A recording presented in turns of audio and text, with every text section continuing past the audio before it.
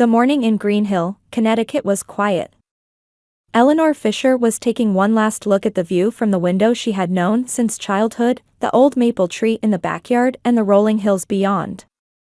Her heart was filled with anxiety. But this time, she was certain she would never return. "Are you really leaving? Isn't there any room to reconsider?" Her mother Martha's voice came from downstairs, showing more irritation than concern. Eleanor took a deep breath and packed the last of her belongings into her suitcase. She didn't think she needed to answer. Last night, and the night before, they had repeated the same conversation. Eleanor had always been serious and hardworking. She had earned excellent grades at the local high school and studied business management at the state university. Her father Jonathan had always been proud of her. "You'll be able to make this company even bigger," that was his favorite phrase.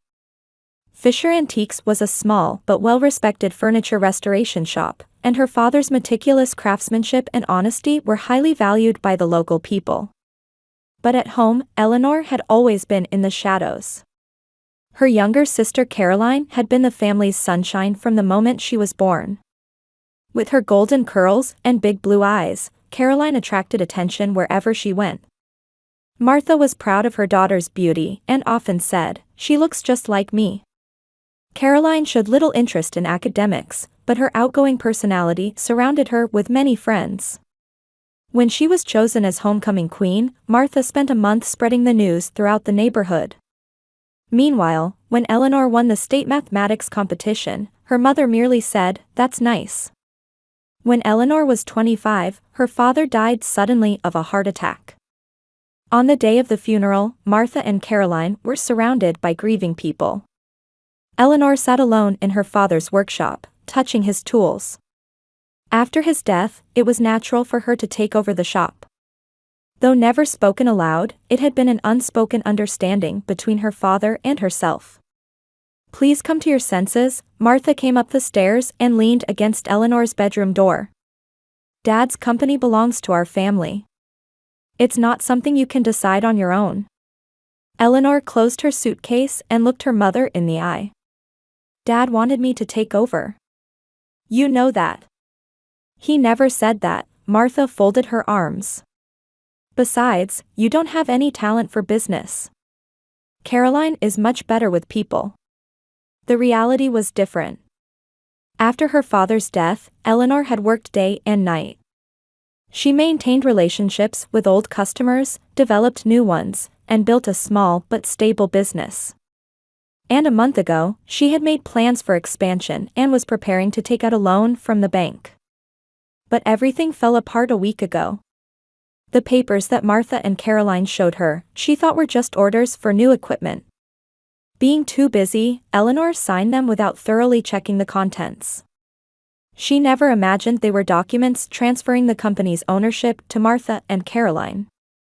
When she learned the truth, Eleanor couldn't believe her ears. "Why would you do such a thing?" "Caroline needs an opportunity," Martha answered coldly. "You're always thinking only about yourself.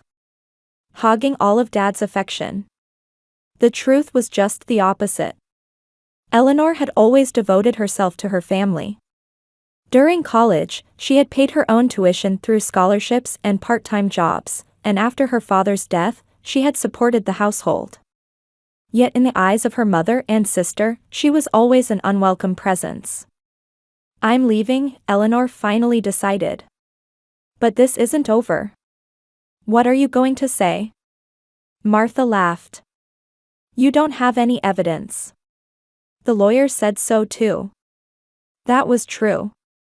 The lawyer Eleanor consulted said the signature was genuine, and it would be difficult to prove fraud. It would be a waste of time and money, was his conclusion. Eleanor picked up her suitcase and went downstairs. In the living room, Caroline was lying on the sofa reading a magazine. She didn't even stand up when she saw her sister. "You're really leaving?" "So dramatic," Caroline said without looking up from her magazine. "This is what you wanted," Eleanor replied quietly. "I guess," Caroline said, turning a page. "But where will you go? You don't have any money." Eleanor didn't answer. It was true her savings weren't much. Most of the profits from her father's company had gone to maintaining the house and her mother's medical expenses. But she had a plan. Her college friend Jennifer had agreed to rent her a room in her small New York apartment. It was a temporary measure, but it would be a new starting point. "Don't take anything that belongs to me," Martha said. "Everything in this house is mine." Eleanor headed for the front door. Looking back, she saw Martha and Caroline watching her. Their eyes gleamed with victory. "Goodbye," Eleanor said. "Good luck," Caroline said mockingly. "You're going to need it." The moment the door closed, tears fell from Eleanor's eyes. She got into her car and started the engine. The family home reflected in the rearview mirror already seemed like a thing of the past. Eleanor took a deep breath and gripped the steering wheel. A determination was growing in her heart. This wasn't an end, but a new beginning. She had inherited more than just the company from her father. She had also inherited his perseverance and integrity. Someday, she would surely recover. The car drove away quietly, leaving behind the small town of Greenhill. The Grand Harbor Hotel. The moment Eleanor stepped into the luxurious lobby of the Grand Harbor Hotel, she felt the 10 years of time rushing back to her all at once. The glossy marble floor, crystal chandeliers hanging from the ceiling, and the scent of flowers wafting through the space were worlds apart from the life she had built until today. Eleanor took a deep breath and straightened her posture.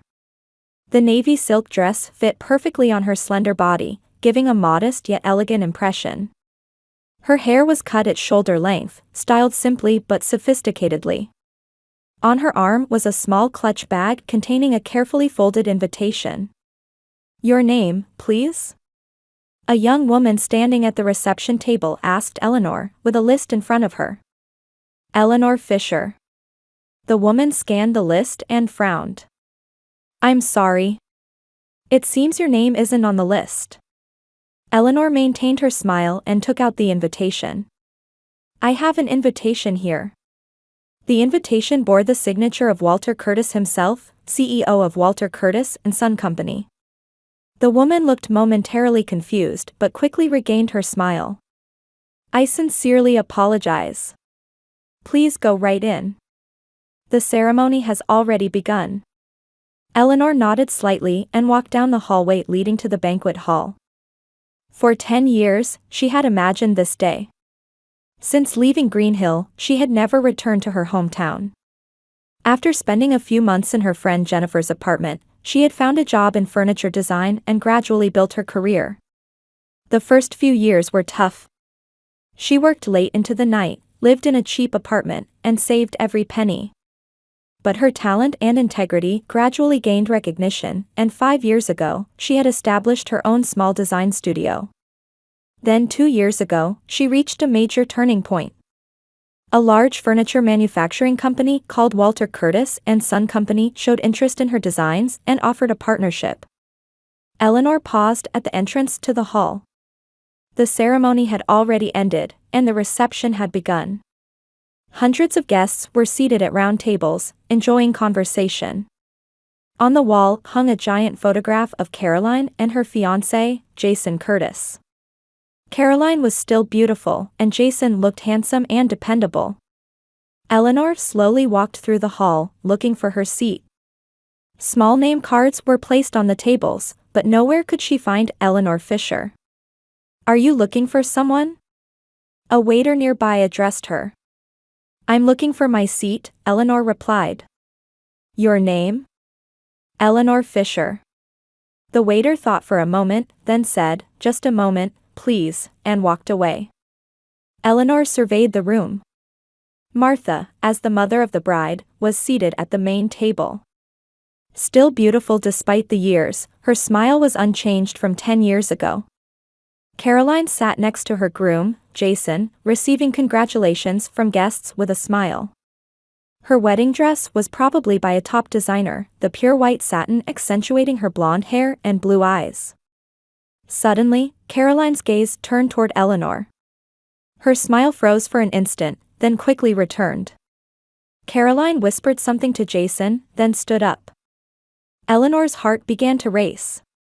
She could see Caroline walking toward her. A reunion after 10 years. Eleanor straightened her back and tried to smile. Eleanor? Caroline's voice was cold. What are you doing? This is my wedding. It's been a long time, Caroline, Eleanor replied calmly. You look beautiful. Congratulations. Caroline ignored her sister's words and said, Who invited you? This is embarrassing. Her eyes gleamed with anger. I was properly invited, Eleanor answered, taking out the invitation from her clutch bag again. At that moment, Martha approached. Her face changed color when she saw Eleanor. Eleanor? Why did you come? Hello, Mother, Eleanor said. It's been a while. This isn't the place for you, Martha's voice was low, trembling with anger. Leave immediately. Eleanor smiled slowly. No. I was invited by someone. By whom? Caroline asked sharply. At that moment, two men could be seen approaching from across the hall. One was a dignified man in his early 60s, and the other was younger, the groom, Jason, who had been sitting next to Caroline. When Martha and Caroline turned around, the men were already close. The expressions of the two women froze. Eleanor? You came. Walter Curtis said with a warm smile. Welcome. Thank you, Walter, Eleanor answered. Dad, you know her? Jason asked. Of course, Walter said proudly. Eleanor is one of our company's most important design partners. Her designs are the best sellers in our new line. The blood drained from Caroline's face. But, she is Caroline's sister, right? Walter smiled. She told me about it. Family bonds must be cherished. Martha and Caroline stood speechless. Eleanor, it seems your seat couldn't be found, Walter said. Jason, would you please have a seat prepared immediately? Yes, Father, Jason replied, looking a bit confused, and promptly went to call a waiter. This way, please, miss, the waiter returned and guided Eleanor. Surprisingly, the prepared seat was near the main table, next to Walter. Eleanor took her new seat and picked up a glass of water. Martha and Caroline stared at her, their eyes showing a mix of anger and confusion. But they couldn't say anything in front of Walter. Eleanor raised her glass slightly and smiled at them. The wedding reception. Champagne glasses reflected the light, and the elegant melody of violins flowed through the venue. Eleanor quietly enjoyed her meal, occasionally conversing with Walter. From the surrounding tables, she could feel curious glances directed at her. Rumors were buzzing around the hall like the sound of bees' wings. Caroline was trying to ignore Eleanor, but her occasional glances revealed her anger. Martha was similarly desperate to keep up appearances. Eleanor, how are your recent works? Walter asked amiably. His voice contained genuine interest. Thank you, they're going well, Eleanor smiled. The Urban Comfort collection is receiving better feedback than expected. It's especially popular with young couples. I'm sure, Walter nodded with satisfaction. Your sensibility is a step ahead of the times. For our company, partnering with you was the best decision. Hearing these words, Caroline's expression darkened further. She whispered something to her groom, Jason, who looked toward Eleanor and then shrugged in confusion. After the meal, Walter took Eleanor around the venue, introducing her to important clients and friends. This is Eleanor Fisher, the designer everyone's talking about. Thanks to her, our company's market share among young demographics increased by 40% compared to last year. People showed respect to Eleanor, and some exchanged business cards. Her quiet confidence and intelligence shone even in this glamorous social setting. Meanwhile, Caroline was increasingly uneasy.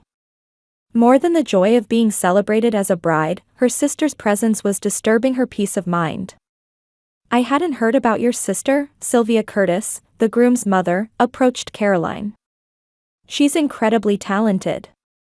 Walter speaks very highly of her. I don't want to talk about her, Caroline answered through gritted teeth. She abandoned her family. Sylvia looked surprised but didn't pursue the matter further. As the reception reached its peak, it was time for speeches. After the groom Jason, Martha, and several friends had given their congratulations, Walter stood up. Ladies and gentlemen, thank you for gathering on this blessed day, Walter began in a strong voice. I am truly delighted to celebrate the union of my son Jason and the beautiful bride Caroline. Applause erupted from the audience. But today, I'd like to introduce another special guest. Walter looked at Eleanor. Eleanor Fisher, Caroline's sister. Applause arose again, but this time mixed with confused expressions. Martha and Caroline's faces tensed, desperately trying to maintain their smiles. Many of you may not know, but Eleanor is one of our company's most important business partners, Walter continued. The Fisher modern line she designed accounted for 20% of our company's sales last year. A murmur went through the hall. Eleanor sat quietly, listening to Walter's words. Her talent, integrity, and perseverance are rare in the business world. 10 years ago, she entered this industry with almost nothing, and now she is one of the industry's leading designers. Walter raised his glass. To Eleanor, a toast to your success. And may our partnership with our company continue. Cheers. The people in the hall raised their glasses. Eleanor stood up and briefly responded, Thank you, Walter. And thank you all. Her voice was controlled but powerful. After the speech, Eleanor excused herself temporarily and went out to the terrace. The evening air cooled her heated cheeks. She had known this day would come eventually. But even though she thought she was mentally prepared, the wave of emotions was more than expected. Eleanor. Turning around, she saw Caroline standing there. Her beautiful face was distorted with anger. Are you trying to ruin my wedding? She said in a low voice. Taking revenge like this is cowardly. Eleanor took a deep breath. This isn't revenge, Caroline. I just accepted Walter's invitation. More lies. Caroline's voice grew a bit louder. You always pretend to be the victim. It was the same with Dad. What are you talking about? Eleanor's brows furrowed. Dad always. Caroline's words were interrupted by a shadow appearing on the terrace. Is something wrong? It was Walter's voice. Behind him stood Jason and Martha. No, nothing, Caroline instantly regained her smile. Just having a little chat with my sister about old times. Walter looked at both of them, apparently sensing the tension. Caroline, Martha, it's a wonderful day for both of you. But there's one thing I've been wondering about. What is it? Martha replied, looking tense. Why wasn't Eleanor's name on the invitation list? Walter's voice was calm, but his eyes were sharp. Why exclude the most successful member of the family? That's... Martha was at a loss for words. And what happened to Fisher Antiques? Walter continued. It was Eleanor's father's company before she became successful as a designer, wasn't it? Silence spread through the room. Eleanor stood quietly, watching how things would unfold. There seems to be something I should know, Walter said quietly. Jason, I'd like to have a family talk now. Could you give us some time? Jason looked at his father with a confused expression but nodded and left. Eleanor, Caroline, Martha, Walter looked at the three women. I've reserved a small conference room at the hotel. Let's talk there. Martha and Caroline tried to protest, but they fell silent in the face of Walter's resolute attitude. Eleanor nodded slowly. After 10 years, the time had finally come for the truth to be revealed. The truth revealed. The small conference room at the Grand Harbor Hotel was filled with a solemn atmosphere. Walter sat at the head of the table, with Eleanor, Caroline, and Martha seated on either side. Outside the windows, the night had deepened, and the room was illuminated only by the soft light of table lamps. "Now," Walter quietly began, "I arranged this meeting because I felt something important was not being spoken. I have the right to know about the family of my son's bride." Caroline anxiously looked at her mother. Martha pressed her lips together, her hands tightly clasped. "Eleanor," Walter turned to her, "could you tell us your story? Why did you leave your family?" Eleanor took a slow, deep breath. For 10 years, she had never told her story to anyone. When asked by friends or colleagues, she had always given vague answers. But now, it was time to tell the truth. 10 years ago, after my father passed away, I took over his furniture restoration shop, Fisher Antiques, Eleanor began quietly. During his lifetime, he had expressed this intention to me. I studied management and gradually expanded the shop. Martha tried to speak, but Walter raised his hand to stop her. One day, I made plans for a business expansion and was preparing to take out a loan from the bank, Eleanor continued.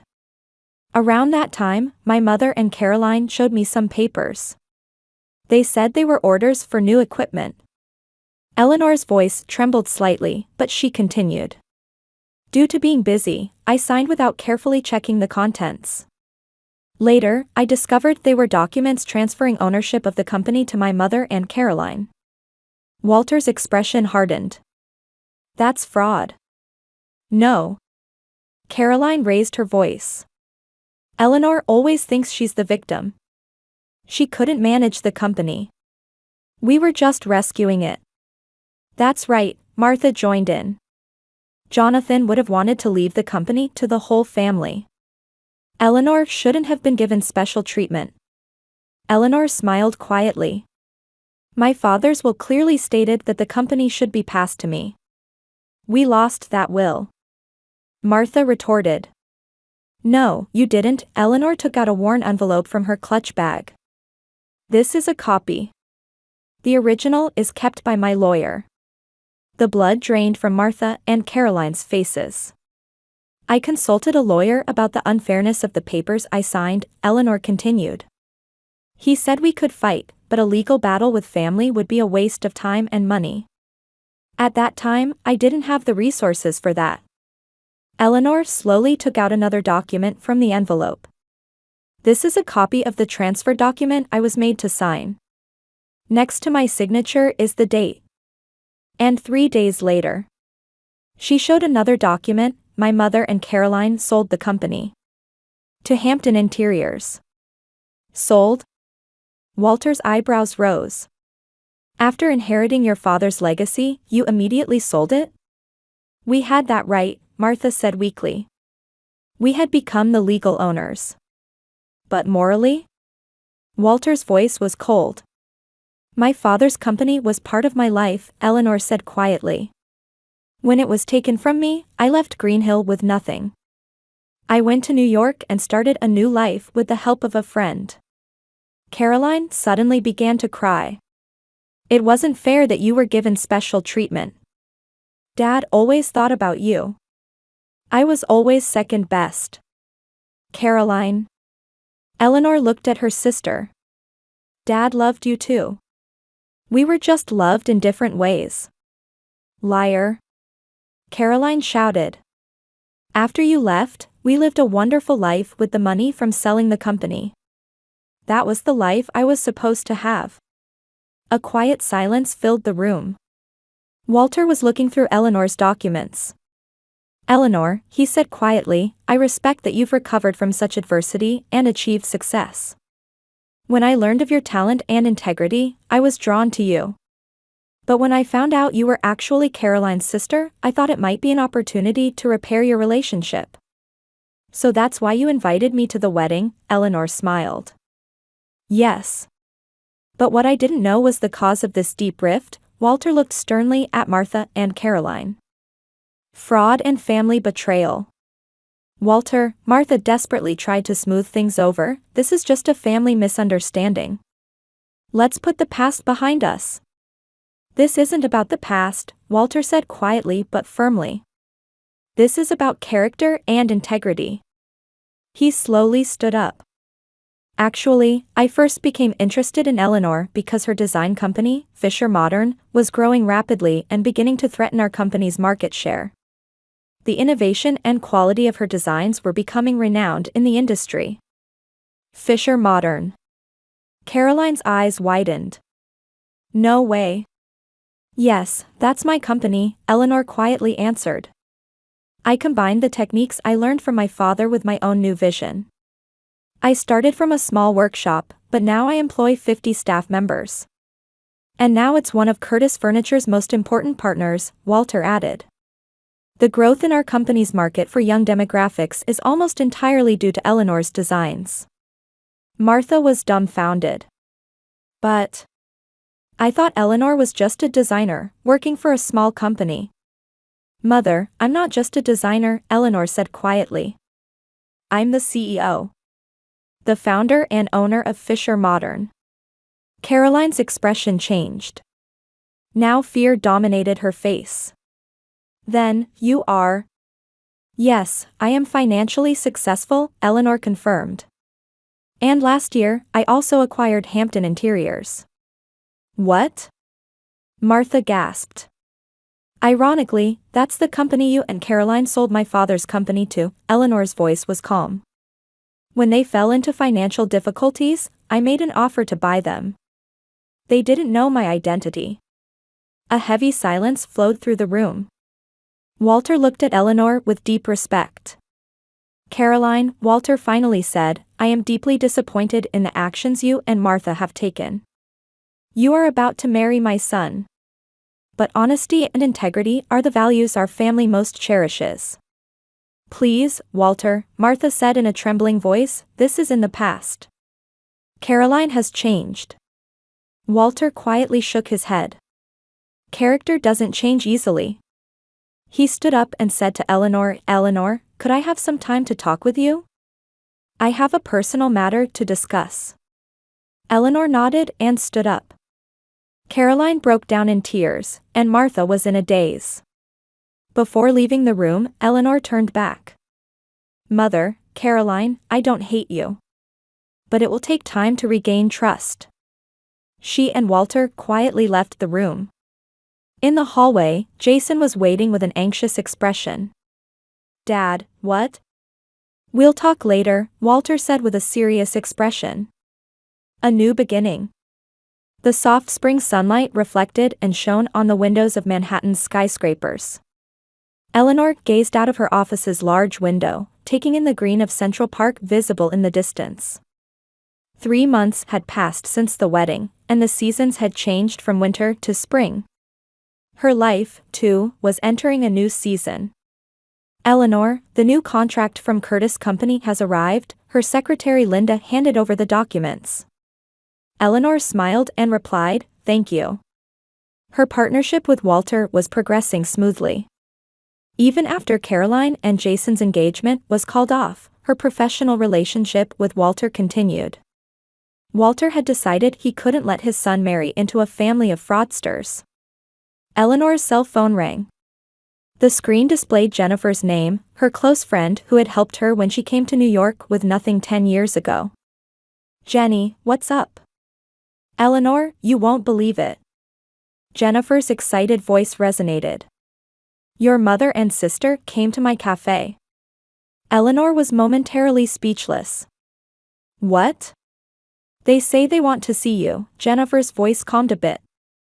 They looked quite different. Especially Caroline. I've never seen such a haggard expression on her. Eleanor took a deep breath and answered, all right. I'll be right there. 30 minutes later, Eleanor arrived at Jennifer's cafe. Looking through the window, she saw 2 women sitting at a small table. Martha had visibly aged, and Caroline's radiant beauty had faded. When she entered the cafe, the 2 noticed her and watched her with tense expressions. Eleanor? Martha tried to stand up but stumbled. Stay seated, Eleanor said quietly and sat down across from them. After a silence, Caroline spoke. We've lost everything, her voice trembled. The company, the sale money, everything. We failed in our investments, Martha explained with tired eyes. After you left, we started living luxuriously. But the money decreased faster than we imagined. Eleanor said nothing, just listening to them. I'm not asking for forgiveness, Caroline said with tears streaming down her face. But I wanted to apologize to you. I'm truly sorry. Eleanor nodded slowly. Thank you. I'm glad to hear that. Will you come back? Martha asked hopefully. Eleanor smiled gently. Mother, I have my own life now. But I can help you. I'll arrange a small apartment and jobs for you. Martha and Caroline showed surprised expressions.